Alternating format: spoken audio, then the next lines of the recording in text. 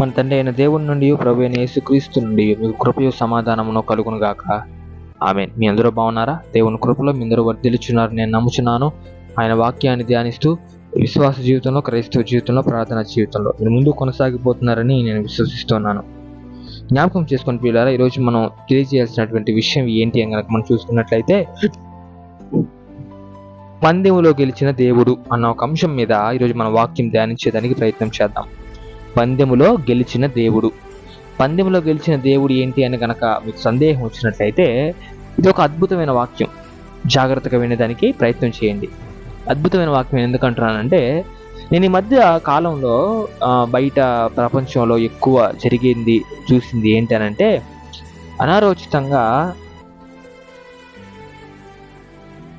యవన బిడ్డలు ఎవరైతే ఉన్నారో ఈ యవన బిడ్డలు అనేక సందర్భాల్లో తొట్టిల్లుతున్న ఆ పరిస్థితులు ఏంటి అని అంటే, బెట్టింగ్స్, దాన్ని ఏమంటారంటే పందాలు. ఆన్లైన్ ఉంటాయి కదా,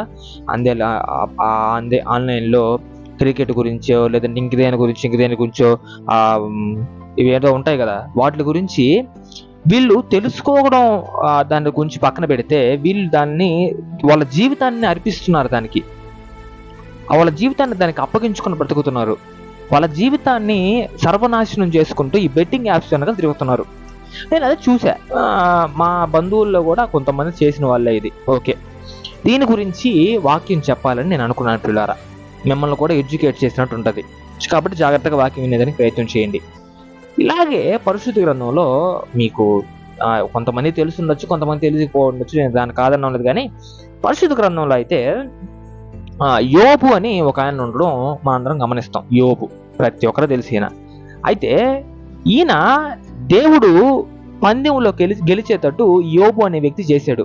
అన్నా ఈయన ఎలా చేస్తాడు అని కనుక మీరు అడిగినట్లయితే, చిన్న వాక్యాన్ని మనం చదువుకుందాం. యోబు గ్రంథము 1వ అధ్యాయము 6వ వచనం నుండి మనం చదువుకుంటూ వెళ్దాం పిల్లారా. ఎక్కడ ఆపాలి అన్న ఒక విషయం దాంట్లోనే మనకు తెలుస్తుంది. కాబట్టి యోబు గ్రంథము 1వ అధ్యాయము 6వ వచనం మొదలు. అయితే దేవదూతలు యెహోవా సన్నిధిని నిలుచుటకై వచ్చిన దినం ఒకటి, దేవదూతలు యెహోవా సన్నిధి నిలుచుటకై వచ్చిన దినం ఒకటి తటస్థించెను. ఆ దినమున అపవాది యగువాడును వారితో కలిసి వచ్చెను. యెహోవా, జాగ్రత్తగా వినండి, అపవాది అనేవాడు వచ్చాడు, ఈ కథలోకి ఎంట్రీ ఇచ్చాడు. జాగ్రత్తగా వినండి. యెహోవా, నీవు ఎక్కడి నుండి వచ్చితివని వానిని అడుగగా, అపవాది, భూమి మీద ఇటు అటు తిరుగులాడుచు అందులో సంచరించుచు వచ్చితినని యెహోవాకు ప్రత్యుత్తరం ఇచ్చెను. ఎక్కడి నుంచి వచ్చాడండి అపవాది? దేవుడు అక్కడి నుంచి గెంటేసిన తర్వాత భూమి మీదకి వెళ్ళి ఇటు అటు తిరుగుతూ సంచరించుచు వచ్చితినని యెహోవాకు ప్రత్యుత్తరం ఇచ్చెను. అందుకు యెహోవా ఇట్లా అంటాడు, ఏంటంటే, నీవు నా సేవకుడైన యోబు సంగతి ఆలోచించావా? అతడు యథార్థవంతుడును న్యాయవంతుడునై దేవుని యందు భయభక్తులు కలిగి చెడుతనము విసర్జించిన వాడు, భూమి మీద అతని వంటి వాడెవడనూ లేడు అని అడుగగా, అపవాది, యోబు ఊరకయే దేవుని యందు భయభక్తులు కలవాడాయన, నీవు అతని ఇంటి వారికిని దేవునికి కలిగిన సమస్తమునకును చుట్టూ కంచె వేసితివి కదా. నీవు అతని చేతి పనిని దీవించుట చేత అతని ఆస్తి దేశములో బహుగా విస్తరించి ఉన్నది. అయినను నీవు ఇప్పుడు నీ చేయి చాపి అతనికి కలిగిన సమస్తమును మొత్తిన ఎడల అతడు నీ ముఖమున ఎదుటనే దూషించి నిన్ను విడిచిపోవును అని యెహోవాతో అనగా, యెహోవా, ఇదిగో అతనికి కలిగిన సమస్తమును నీ వశము ఉన్నది, అతనికి ఏ హాని చేసేదానికి నీకు నేను పర్మిషన్ ఇవ్వను అని చెప్పి క్లియర్గా ఇక్కడ చెప్తున్నాడు. ఈ చదువుకున్న ఈ వాక్యం అంతట్లో కూడా మనకు మెయిన్గా కనిపిస్తున్నది ఏంటంటే పందెం. ఇక్కడ అపవాది దేవునితో పందెం వేసుకున్నాడు. ఏంటి? నువ్వు ఇలాగ ఆయనకి మొత్తం అనుగ్రహించావు, ఆయన చేతి పనిని ఆశీర్వదించావు, ఆయన కుటుంబాన్ని ఆశీర్వదించావు, ఆయనకి ధనధాన్యాలు ఇచ్చావు, ఆయన నడిపిస్తున్నావు, కాపాడుతున్నావు, బలపరుస్తున్నావు, ఆశీర్వాదాన్ని అనుగ్రహించుండవు. అయితే నీవు అనుగ్రహించిన వాటి యందు నీకు హక్కు ఉంటుంది కదా, దాని యందు కంచె విధించింది కూడా నువ్వే కదా. ఒక్కసారి నువ్వు తీయ్యా దాన్ని. ఆయన నీ ముఖం మీద నేను తిట్టి నేను దూషించి వెళ్ళిపోతాడు, నిన్ను విడిచిపెట్టి, నీ కృపను విడిచిపెట్టి వెళ్ళిపోతాడని అపవాది దేవునితో పందెం వేసుకున్నాడు. ఇక్కడ దేవుడు ఏం చెప్తున్నాడు, సరే నీ పందెాన్ని నేను కూడా యాక్సెప్ట్ చేస్తా, నీ పందెాన్ని నేను కూడా తీసుకుంటా. అయితే ఆయనకు కలిగిన దాని ఎంత మొత్తని అంత కూడా నీకు అధికారాన్ని ఇస్తుండా. ఏంటి? అధికారాన్ని ఇస్తుండా. కానీ తన ప్రాణములకు మాత్రం ఏ హాని చేసేదానికి నీకు అధికారం లేదు అని చెప్తాడు. ఇది క్లియర్గా విన్న అపవాది ఏం చేస్తాడు, ఓకే పందెాన్ని స్వీకరించేదానికి అపవాది కూడా సిద్ధమయ్యాడు. ఎందుకంటే దేవుడు పర్మిషన్ ఇచ్చాడు దేనికి, యోబు జీవితంలో శ్రమలు ప్రవేశపెట్టడానికి. ఇక్కడ ఒక విషయాన్ని మనం జాగ్రత్తగా గమనించాలి. ఆన్లైన్ బెట్టింగ్స్ కి యవనస్తులకి యోబు జీవితానికి ఏం సంబంధం అని మీరు ఆలోచించినట్లయితే, దేవుడు యవన బిడ్డలందు కూడా అపవాదితో ఇలాగే పందెం వేసుకుంటాడు. ఇలాగ లోక కార్యాల యందు, లోక క్రియల యందు, లోక పనుల యందు, ఈ పందాల యందు, జీవితం నాశనం చేసుకునే వాటి యందు నా బిడ్డలు చూపు తిప్పరు, నా మాట దాటి నా బిడ్డలు పోరు అని దేవుడు చెప్పిన మాట ప్రకారం అపవాది ఆ మాటకి ప్రత్యుత్తరం ఇస్తాడు. ఏంటి? లేదు, తప్పకుండా వీడు కోపం వస్తుంది, తప్పకుండా వీడు వాడిని కొడతాడు, తప్పకుండా వీడు మారిపోతాడు, తప్పకుండా వీడు మందు తాగుతాడు, తప్పకుండా వీడు సినిమాలు తిరుగుతాడు, తప్పకుండా వీడు చెడు మాటలు మాట్లాడతాడు, తప్పకుండా వీడు చెడు సహవాసాలు చేస్తాడు, తప్పకుండా ఇలా చెడు పంద్యాలు పెట్టి తన జీవితాన్ని నాశనం చేసుకుంటాడు, తన కుటుంబ జీవితాలను కూడా నాశనం చేస్తాడు, బాధ్యత లేకుండా ఊరి మీద తిరుగుతాడు, సోమరిగా తిరుగుతాడు, ఇవన్నీ చేస్తాడు అని యెహోవాకు ప్రత్యుత్తరం ఇస్తాడు అపవాది. అప్పుడు యెహోవా ఏం చేస్తాడంటే, మన మీద ఆయనకి హక్కు ఉంది కాబట్టి ఆయన మన యందు ఆయన నమ్మకం పెట్టుకుంటాడు. నా బిడ్డ ఇలా చెయ్యడు, నా బిడ్డ నా మాట దాటిపోడు అని. మనం ఇక్కడ ఏం చేస్తామంటే, ఈ పందాలు ఏవైతే ఉన్నాయో అది భూలోకంలో సంబంధించిన ప్రతి వాటి యందు కూడా ఉండేది అపవాది అని ఇక్కడ ఉంది. ఇక్కడ పరిశుద్ధ గ్రంథంలో మొట్టమొదటి మనం చదువుకుంది ఏంటి, నువ్వు ఎక్కడి నుంచి వచ్చావని దేవుడు అడిగితే అపవాది ఏం చెప్తారు, భూమి మీద ఇటు అటు తిరుగుతూ అక్కడ ఇక్కడ తంపల మారాలు ఎవరు చేస్తా, అందరికి వాళ్ళకి వీళ్ళ గొడవలు పెట్టి చిచ్చులు రేపి కుటుంబ కలహాలు ఇవన్నీ ఆత్మహత్యలు ఇవన్నీ నేను చేస్తూ ఇటు అటు సంచరించు తిరుగుతూ వచ్చాను ఇక్కడికి అని చెప్తాడు. అంటే భూమి యందున్న ప్రతి ఒక్కటి కూడా అపవాదికి సంబంధించింది ఉంది అని. ఓకే, అయితే వాడి సామ్రాజ్యం ఎందు ఈ పందెం అనేది కూడా ఒకటి, ఈ బెట్టింగ్ అనేది ఒకటి, ఈ ఫ్యాంటసీ క్రికెట్ అనేది ఒకటి. విచ్చలవిడితనం అంటే ఏంటంటే ఈ డబ్బులు పెట్టడం, వాళ్ళు గెలిస్తే వీళ్ళు కొడితే వీళ్ళ 6 కొడితేనో వాళ్ళు 4 కొడతాయి, ఏదో ఒక్కొక్క దాని మీద పందెం వేసుకుంటూ పోతుంటారు. మామూలు క్రికెట్ గా మనం చూసేది ఏంటంటే క్రికెట్ గా చూస్తాం, ఈ బ్యాట్స్మెన్ ఆడుతుంటే బౌలర్ ఆడుతుంటే చూసి ఆనందపడే ఎంటర్టైన్మెంట్ గా చూస్తాం. నేను కూడా ఒకప్పుడు అలా ఆ పందాలు వేసుకుంటూ ఆ ఫ్యాంటసీ క్రికెట్ ఆడినోడ్నే. గొప్ప సాక్ష్యంగా చెప్పాలంటే దేవునిలో నేను మారిన తర్వాత వాటిని విసర్జించి వాటిని వదులుకున్నా. దేని ద్వారా? దేవుని శక్తి ద్వారా. అదేవిధంగా ఇక్కడ ఈ పందెంలో మనం ఎవరు గెలిచేటట్టు చేస్తున్నాం? అపవాది గెలిచేటట్టు చేస్తున్నాం. ఇక్కడ ఈ పందెం అనే దాంట్లో ఈ పందెం అనే దాన్ని వేస్తే నీ జీవితం నాశనం అయిపోద్ది. నీ జీవితం నాశనం అయిపోతే ఎవరి టార్గెట్ అక్కడ రీచ్ అయినట్టు? అపవాది టార్గెట్ రీచ్ అయినట్టు, దేవుడు కాదు. నువ్వు పందెం వేసి నీ డబ్బులు కానుక్కొని, నీ జీవితాన్ని కానుక్కొని, నీ కుటుంబ జీవితాన్ని కానుక్కొని, నీ సోమరువే తిరిగి గందరగోళం నీ జీవితాన్ని చేసుకుంటే ఎవరు సంతోషపడతారు? దేవుడు కాదు, అపవాది. అపవాది సంతోషపడిందంటే పందెంలో ఎవరు గెలిచినట్లు లెక్క? అపవాది. ఇక్కడ యోబు జీవితంలో కూడా జరిగింది అదే. యోబు దేవుని యందు కనపరిచిన విశ్వాసం, నమ్మకం, నిరీక్షణ, ఓపిక, ప్రేమ ఇవన్నీ కూడా అపవాది చూసి పందెం వేసుకున్నాడు దేవుడితో. ఈయన వెళ్ళిపోతాడు, ఈయనకు ఉండేటువంటి సర్వం లాక్కో నువ్వు, తర్వాత చూడు ఈయన ఏంటి రియలిస్టిక్ క్యారెక్టర్ ఏంటని చూడమని అంటప్పుడు దేవుడు చెప్పిన మాట ఏంటి? సరే నీకు ఇస్తున్న యాక్సెస్ నువ్వు తీసుకో, కానీ తన ప్రాణం ఎందు మాత్రం ఎటువంటి హక్కు నీకు లేదని చెప్తారు కదా. అయితే ఇక్కడ అపవాది చేయాల్సిన మొట్టమొదటి పని ఏంటంటే తన జీవితంలో శ్రమలు ఆహ్వానించడు. నీ జీవితంలో కూడా, అంటే యవ్వన కాలంలో బ్రతుకున్న ప్రతి జీవితంలో కూడా శ్రమలు వస్తాయి. ఎలాగొస్తాయి తెలుసా? పందెం వేస్తాం, పందెంలో ఓడిపోతాం, 1,00,000 2,00,000 అవుతాయి. అది కట్టేదానికి టెన్షన్, భయం, నెమ్మది లేకపోవడం, మనశ్శాంతి ఉండదు, తిండి తినలేం సరిగ్గా, నిద్రపోలేం, కంటి నిండా నిద్ర ఉండదు, కాళ్ళు వణకుతాయి, చేతులు వణకుతాయి.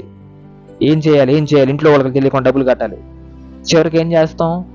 ఎవరికి చెప్పకుండా ఆత్మహత్య చేసుకోవడమో, అంటే ఇంకో దగ్గర అప్పు చేయడమో, ఆ అప్పుని కప్పిపుచ్చడానికి ఇంకొక అప్పు చేయడమో, ఆ అప్పుని కప్పిపుచ్చడానికి ఇంకొక అప్పు చేయడం.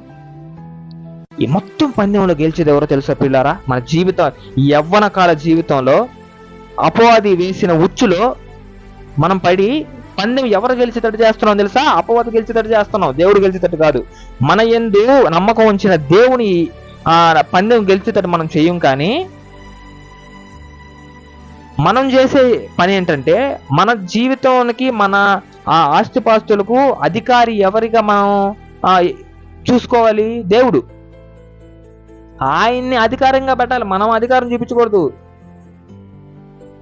సర్వ హక్కులందు, అంటే మన జీవితంలో ప్రతి ఒక్కటి, ఆయన అనుగ్రహించిన ప్రతి ఒక్కటి, నీళ్లు కావచ్చు, గాలి కావచ్చు, ఆహారం కావచ్చు, నిద్ర కావచ్చు, ఆరోగ్యం కావచ్చు, ఆనందం కావచ్చు, సంతోషం కావచ్చు, నెమ్మది కావచ్చు, మనశ్శాంతి కావచ్చు, ధనధాన్యములు కావచ్చు, పేరు కావచ్చు, ప్రఖ్యాతులు కావచ్చు, ఇవన్నీ కూడా దేవుడు అనుగ్రహించినటివి.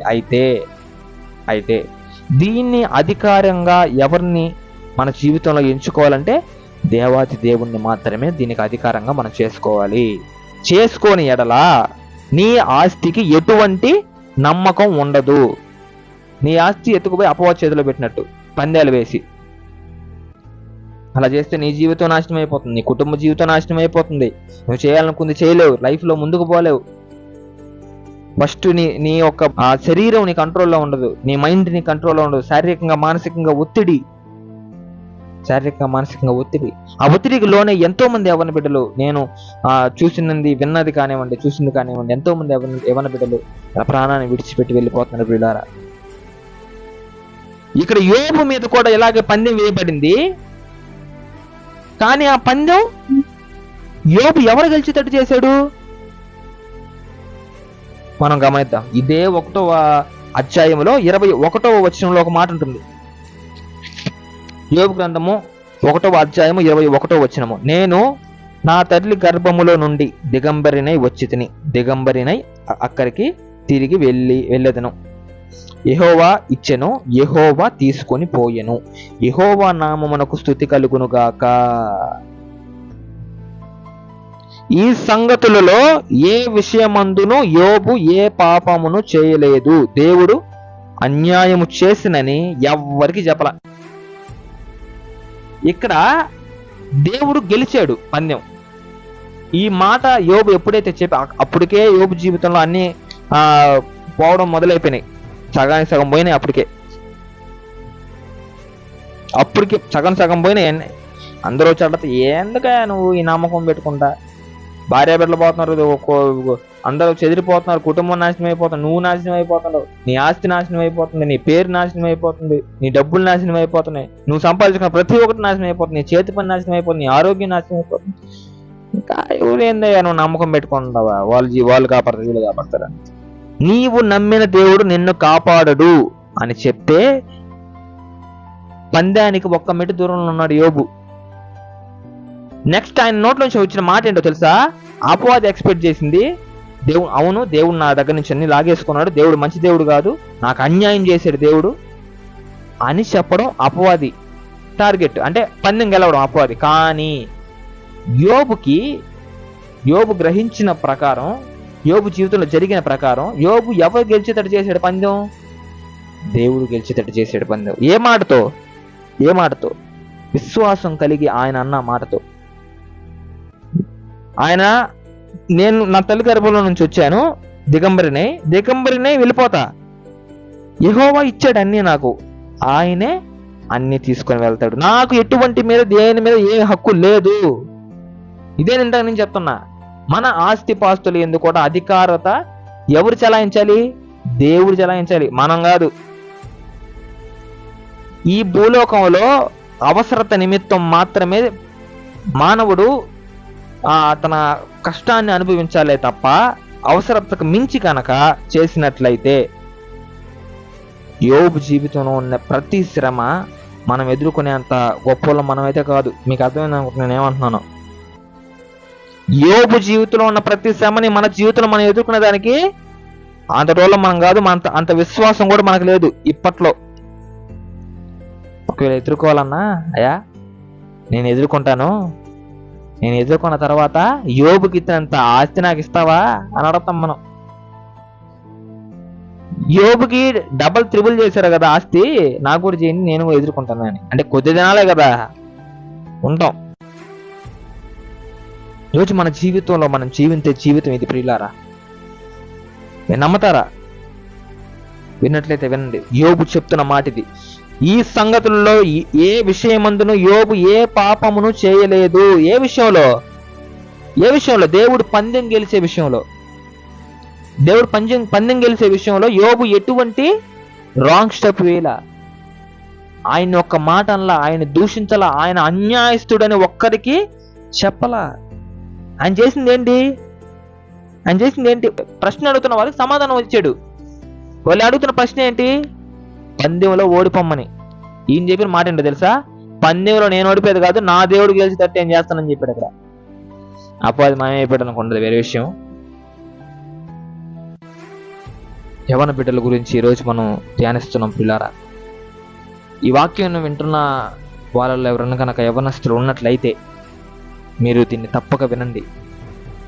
పందెంలో ఈరోజు మీరు గెలవాలని మీరు పోటీ పడుతున్నట్లయితే తప్పకుండా అది అపవాది గెలుపు కొరకు మీరు ప్రయాసపడినట్లే. దేవుడు గెలవాలి అని మీరు మీ మనసులో అనుకుని నెడలా, ప్రయాసపడిన ఎడలా ఏ కొరత మీ జీవితంలో మీకు ఉండదు.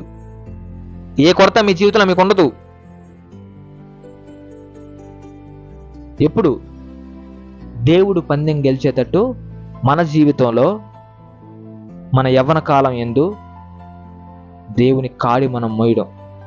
యవ్వన కాలం మందు నా కాడి మోయట నరునికి మేలు. ఆయన కాడి మోసేవారిగా మన జీవితంలో మనం జీవిస్తున్నామా? సరే జ్ఞాపకం చేసుకొని పిల్లరా, ఈ చిన్న వాక్యాన్ని ఆయన దీవించుగాక.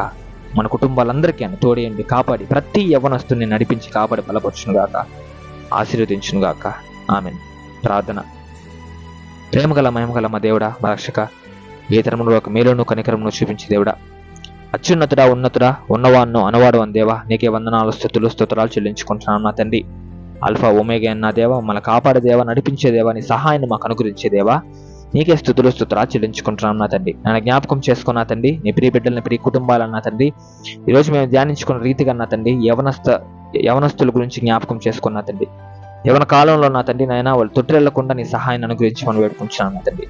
పందాలు నా తండ్రి, బెట్టింగ్స్, ఈ ఫ్యాంటసీ క్రికెట్లు వేటి ఎందుకు కూడా నా తండ్రి వాళ్ళ టైం వేస్ట్ చేసుకోకుండా వాళ్ళ సమయాన్ని నా తండ్రి నాయన నీ కొరకు నా తండ్రి ఖర్చు పెట్టేవారిగా వాళ్ళ జీవితంలో ఉండేదానికి నీ శక్తిని అనుగ్రహించండి నా తండ్రి. వాళ్ళ జీవితాన్ని నా తండ్రి నీవు నా తండ్రి మా మీద పెట్టుకున్న నమ్మకాన్ని ఎటువంటి రీతిగా కూడా ఒమ్ము చేసేవారిగా మా జీవితంలో మేము ఉండకుండా నీవు పందెం గెలిచేవారిగా నా తండ్రి మా జీవితంలో మేము నడిచేదానికి, మేము బలపడేదానికి నీ శక్తిని మాకు అనుగ్రహించమని వేడుకుంటూ, నీవు పందెం గెలిచేదానికి మాత్రమే మా జీవితంలో మేము పోరాడి అపవాదితో నా తండ్రి ప్రతి క్షణం నా తండ్రి మేము పోరాడి లోక కార్యాలందు, లోక క్రియలు ఎందు, లోక పనుల ఎందు, లోకానికి సంబంధించిన ప్రతి ఎందు కూడా నా తండ్రి ప్రతి పనుల ఎందు నా తండ్రి మేము విజయాన్ని పొందుకొని నీ శక్తి ద్వారా ముందుకు కొనసాగిపోయే యొక్క కృపను మాకు అనుగ్రహించమని వేడుకుంటున్నాం నా తండ్రి. అదేవిధంగా నా తండ్రి ప్రతి ఒక్క కుటుంబాన్ని జ్ఞాపకం చేసుకోండి, కుటుంబ సభ్యులను జ్ఞాపకం చేసుకోండి, అనారోగ్యంగా ఉన్న బిడ్డలను జ్ఞాపకం చేసుకోండి, ఆర్థికంగా బలహీనంగా ఉన్న బిడ్డలను జ్ఞాపకం చేసుకోండి, శారీరకంగా మానసికంగా కృంగిపోయి ఉన్న బిడ్డలను జ్ఞాపకం చేసుకోండి నా తండ్రి.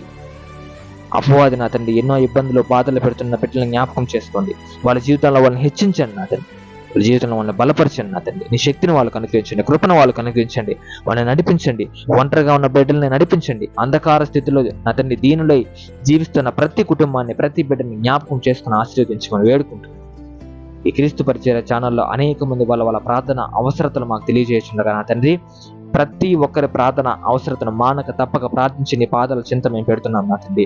ప్రతి ఒక్కరికి జవాబును అనుగ్రహించి వాళ్ళ జీవితంలో వాళ్ళని ఉన్నత స్థాయిలకు చేర్చి నిలబెట్టి కాపాడి నడిపించమని ప్రార్థిస్తూ, మరలా నా తండ్రి ఆఖరి సమయం కనుక ఆలస్యమైనట్లయితే మేమందరం దగ్గర చేరి నిన్ను ఆరాధించే భాగ్యాన్ని మా ప్రసాదింప చేయమని వేడుకుంటూ మన ప్రభువైన యేసుక్రీస్తు వారి అత్యున్నతమైన నామములో అడిగి వేడుకుని పొందుకొనుచున్నాం మా తండ్రి.